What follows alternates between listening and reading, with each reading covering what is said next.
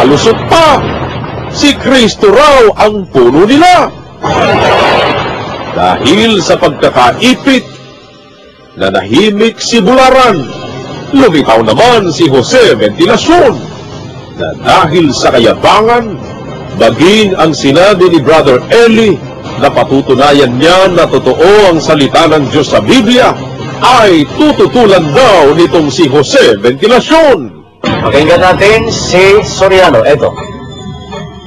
Kasi mga nag-aaral dyan sa eskwela, sa Biblia, marunong daw sila, marunong Greek, marunong Hebrew, marunong sila ng theology. Yayain yung lahat yun. Matutunayan ko sa inyo, totoo sa salita ng Diyos.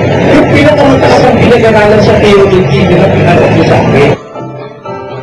Ang tindi ni Eliseo Soriano, yun daw pong marunong ng Greek, marunong ng Hebrew, yung merong pinakamataas na pinag-aralan sa theology, iharap daw sa kanya. At ang sabi pa, kapatid na Michael, ay sabihin, hayain yung lahat. Eh di, kung marunong ng Greek, kasama si Caramel. Eh kung marunong ng Hebrew, di kasama ka. Hebrew? Hebrew, oo. Eh, masasabi ko lang po dyan ay katsat every.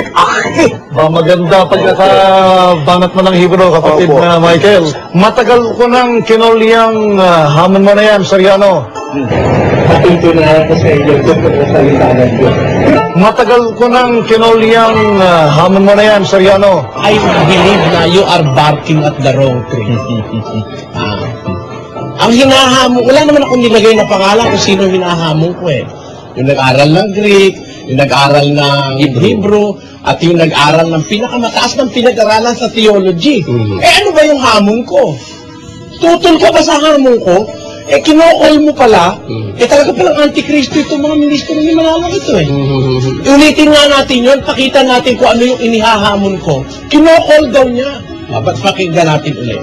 Kasi mga nag-aaral dyan sa eskwela, sa Biblia, marunong daw sila, marunong Greek, marunong Hebrew, marunong sila ng theology. Yayain yung lahat yun. Matutunayan ko sa inyo, totoo sa salita ng Diyos. Kita mo, ang inihahamon ko, patutunayan kung totoo ang salita ng Diyos. Kasi nga merong naninira sa Biblia, kagaya nung naninira kay Pablo, no? Naninira sa Biblia. Patutunayan ko na totoo ang salita ng Diyos. Abay, kinol daw niya. Ibig sabihin niya, tutol siya doon sa proposition ko na totoo ang salita ng Diyos. Di Antikristo talaga itong mga ministro ito eh. O hindi ba? At napakayabang pa, pagka sinabi kang marunong ng Greek, kasama si kapatid na Ramil dyan. Pag sinabi naman marunong ng Hebrew, kasama dyan si Michael. Naku, bumila naman si Michael. Ha? Kaya talaga bang marunong ka ng Greek, ng Hebrew, Michael? Kaya marunong ka ng Hebrew, kaya marunong ka ng Greek. Ang hamon ko, dun sa mga naninira ng Biblia, patutunayan ko na ang Biblia, totoo ang salita ng Diyos sa Biblia. Kinol daw nitong isang mahanging pastor ni Manalo. Tuloy nga natin yun. Ang ganda eh. Kinokol nila yung aking hamon eh. Ibig sabihin, they will stand in the negative. I am in the affirmative eh. Kasi patutunayan ko na ang salita ng Diyos, totoo, kinol daw niya. O sige, ngayon din tumawag ka at ipag-usapan natin ang tema. Ha? Na ikaw ay tutol dun sa sinabi ko na ang salita ng Diyos totoo. Ulitin natin. Matutunayan ko sa inyo, totoo sa salita ng Diyos. Matagal ko nang kinulyang hamon mo na yan, Soriano. Kinol daw yung hamon ko. At ano ba, kinokol niya pala yung hamon ko eh. Eh ano ba yung hamon ko? Ibalik nga natin kung ano yung hamon ko. Matutunayan ko sa inyo, totoo sa salita ng Diyos. Matagal ko nang kinulyang hamon mo na yan, Soriano. Posisyon ko eh. Patutunayan ko na totoo salita ng Diyos. Eh, kinalong ministrong mayabang. Tutol sila ron sa tema na yan. Sabihin, tutol sila ron. Okay mo yung hamon ko, kinokol mo. O ngayon, buksan natin ang linya. Tignan natin kung tatawag itong mga ministrong ito na kinol daw niya yung hamon ko. Patutunayan ko, totoo ang salita ng Diyos sa Biblia. Yun ang aking proposisyon. Hinahamon ko lahat ng marunong ng Greek, marunong ng Grego at ng theology. O sige, sabi mo, kinol mo, i-call mo uli ngayon nang maging opisyal yan. Ha? Tutol ka dyan sa sinabi ko na ang salita ng Diyos sa Biblia, totoo. Yan ang aking proposisyon eh. Nahimik na lamang din si Jose Ventilacion, isa sa mga ministro ni Manalo.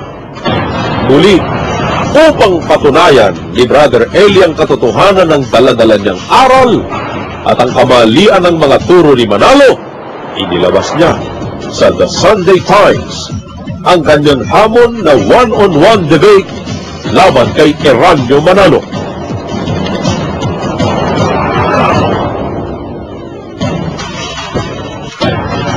I therefore urge you now to settle our doctrinal differences once and for all, and put an end to the unchristian kind of spiritual warfare being introduced in your program that only tends to muddle the real issues and deviate from the biblical truth.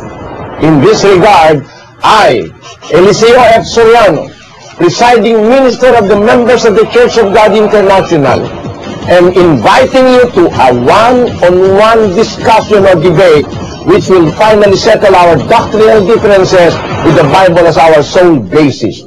The most logical venue, viewership-wise and security-wise, is our respective television studios to be simultaneously covered live worldwide via satellite.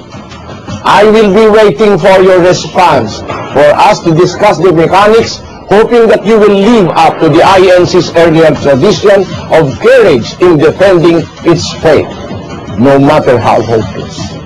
Very truly yours. Sumagot naman ang mga ministro ni Manalo, subalit ayon sa kanila. The Manila Times, nakikita po nyo sa inyong TV screen, alang-alang doon sa mga nanonood, Monday, March 28, 2005. For the Iglesia ni Cristo's response, what's ang tamang daan? Panoorin daw sa ang tamang daan ang sagot ng Iglesia ni Kristong Tao ukol sa one-on-one debate na hamon ni Brother Eli Soriano kay Eranio Manalo. Ang tanong, ano ang naging sagot ni Eranio Manalo? Kaya nga, sabi ng ating tagapamahalang pangkalahatan, ang sinasabi sa'yo, Mr. Soriano, Sandali ha? may hamon si Soriano, ang gusto niyang makalaban ang kapatid ni Eranio Manalo. Anong sagot ng kapatid ni Eranio? Ang sabi sa'yo, ganito, Soriano, patunayan mo muna, makipagdebate ka muna sa Papa ng Iglesia Katolika at maglalatin ka na, sabi sa'yo, at saka tatanggapin yung hamon mo sa tagapamahalang pangkalahatan ng Iglesia ni Cristo. Pag hinarap ka ng Papa sa Roma, haharapin ka na rin ng tagapamahalang pangkalahatan sa Iglesia ni Cristo. Ito ay maliwanag na tanda ng karuwagan. Ito ay sagot ng isang hindi lalaban. Sa wakas, nagdeklara na rin ng kanyang tindig si Eranio Manalo. Umamin din na hindi niya kayang labanan sa one-on-one debate si Brother Eli Soriano.